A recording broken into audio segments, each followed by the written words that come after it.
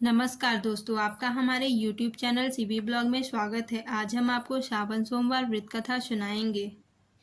श्रावण सोमवार व्रत की कथा इस प्रकार है। किसी नगर में एक अमीर व्यापारी रहता था। उसके पास धन दौलत और मान सम्मान किसी भी चीज की कमी नहीं थी, लेकिन फिर भी वह हमेशा दुखी रहता था। उसके दुख का कारण था उसकी कोई संतान ना होना। संतान प्राप्ति की इच्छा से व्यापारी प्रत्येक सोमवार का व्रत रखा करता था और शाम में शिव मंदिर जाकर शिव जी के समक्ष घी का दीपक जलाता था। उसकी सच्ची भक्ति देख मां पार्वती प्रसन्न हो गई और भगवान शिव से उसकी मनोकामना पूरी करने की प्रार्थना की। भगवान शिव बोले, इस संसार में हर व्यक्ति को उसके कर्म के अनुसार ही फल की प्राप्ति होती है, अतः जिसके भाग्य में जो लिखा है उसे वही मिलेगा। लेकिन फिर भी माता पार्वती नहीं मानी और भगवान शिव से उस व्यापारी की मनोकामना पूर्ति करने का आग्रह करने लगी। अंत में भगवान को माता पार्वती की बात मानकर व्यापारी को पुत्र प्राप्ति का वरदान देना पड़ा। वरदान देने के पश्चात भोलेनाथ मां पार्वती से बोले, मैंने आपके कहने पर व्यापारी को पुत्र प्राप्ति का वरदान तो दे दिया है, परंतु उसका पुत्र 16 वर्ष तक ही जीवित रहेगा। तब उसी रात भगवान शिव ने उस व्यापारी के सपने में आकर कहा कि मैं तुम्हें पुत्र प्राप्ति का वरदान देता हूँ, लेकिन उस पुत्र की आयु 16 वर्ष तक ही होगी। पुत्र प्राप्ति का वरदान पाकर व्यापारी खुश तो हुआ, लेकिन उसकी अल्पायु की चिंता से व्यापारी की खुशी नष्ट हो गई। इसके बाद भी व्यापारी पहले की तरह ही सोमवार व्रत करता रहा। कुछ महीनों के बाद उसके घर में एक सुंदर पुत्र का जन्म हुआ, लेकिन व्यापारी ने पुत्र की कम आयु की बात किसी को नहीं बताई। जब पुत्र 12 वर्ष का हो गया तो व्यापारी ने उसे उसके मामा के साथ काशी पढ़ने के लिए भेजने का निर्णय लिया। लड़का अपने मामा के साथ चल दिया। रास्ते में मामा भांजे जहाँ विश्राम हेतु रुकते वहीं यज्ञ करते और ब्राह्मणों को दान करते जाते। एक दिन मामा भांजे एक नगर में पहुंचे। वह नगर खूब सजा हुआ था, क्योंकि उस नगर के राजा की बेटी की शादी थी। देखते ही देखते बारात आ गई, लेकिन वर का पिता अपने बेटे के एक आंख के काने होने से बहुत परेशान था। उसे भय था कि राजा को अगर ये बात पता चल गई तो वो अपनी लड़की की शादी नहीं कराएगा, जिससे उसकी बदनामी भी होगी। लेकिन जब वर के पिता ने व्यापारी के पुत्र को देखा तो उसने सोचा, क्यों ना इस सुंदर लड़के को दूल्हा बनाकर राजकुमारी से इसकी शादी करा दूं।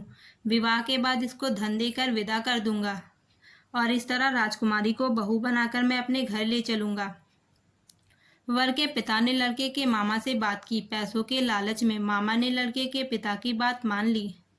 इसके बाद व्यापारी के लड़के को दूल्हे के वस्त्र पहनाकर राजकुमारी से विवाह करा दिया गया।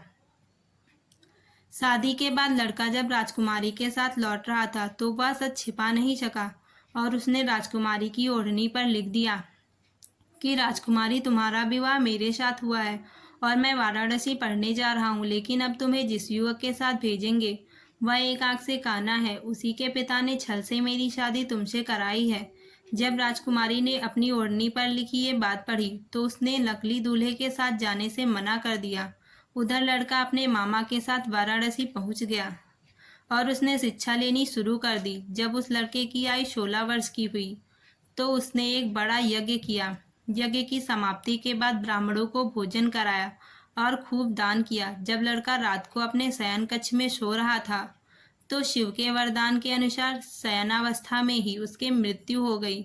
सूर्योदय के समय जब मामा ने अपने मृत भांजे को देखा तो वो रोने पीटने लगा। लड़के के मामा के विलाप भरे स्वर समीप से गुजरते हुए भगवान शिव और माता पार्वती जी को भी सुनाई दे गए। जब माता पार्वती ने भगवान शिव से कहा, हे प्राणनाथ, मुझसे इस व्यक्ति का दुख देखा नहीं जा रहा, आप कृपया करके इसके कष्ट को अवश्य दूर करें। तब भगवान शिव ने माता पार्वती से कहा कि हे पार्वती, ये उसी व्यापारी का पुत्र है जिसे मैंने 16 वर्ष तक जीवित रहने का वरदान दिया था। अब उसकी उम्र पूरी हो गई है। माँ पार्वती ने फिर भी शिव जी से निवेदन कर कहा कि उस बालक को जीवन दे दीजिए, क्योंकि अगर आपने ऐसा नहीं किया तो उसके माता पिता भी अपने प्राण त्याग देंगे।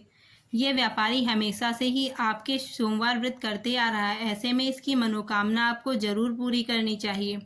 माता पार्वती के आग्रह पर भगवान शिव ने उसे जीवित कर दिया। शिक्षा समाप्त कर मामा भांजे वापस चल दिए। दोनों चलते हुए उसी नगर में आ गए जहां उस लड़के का विवाह राजकुमारी से हुआ था। उस नगर में उन्होंने यज्ञ का आयोजन किया। तब राजा ने उस लड़के को पहचान लिया और यज्ञ समाप्त होने पर राजा मामा और लड़के को महल में ले आए, जहां उनकी खूब सेवा की गई और कुछ दिनों बाद राजा ने बहुत सा धन, वस्त्र आदि देकर राजकुमारी को उसके साथ विदा कर दिया। इधर लड़के के माता पिता भूखे प्यासे रहकर अपने बेटे की प्रतीक्षा कर रहे थे। उन्होंने प्रतिज्ञा ली थी कि अगर उन्हें अपने बेटे की मृत्यु का समाचार मिला तो दोनों मर जाएंगे, परंतु जैसे ही उन्होंने सुना कि उनका बेटा वापस आ रहा है तो उनकी खुशी का ठिकाना नहीं रहा। अपने बेटे के विवाह का समाचार सुनकर वे दोनों और भी ज्यादा खुश हो गए। उसी रात भगवान शिव ने व्यापारी को सपने में आकर कहा कि हे श्रेष्ठी, मैं तेरे सोमवार व्रत करने और उसकी कथा सुनने से प्रसन्न हूँ, इसलिए तेरे पुत्र को लंबी आयु का वरदान प्रदान किया है। तो इस तरह से व्यापारी के सोमवार का व्रत करने की उसकी मनोकामनाएं पूर्ण हुई। इसी प्रकार जो भी व्यक्ति सोमवार का व्रत करता है और इसकी कथा सुनता है, उसकी सारी मनोकामना पूर्ण हो जाती हैं।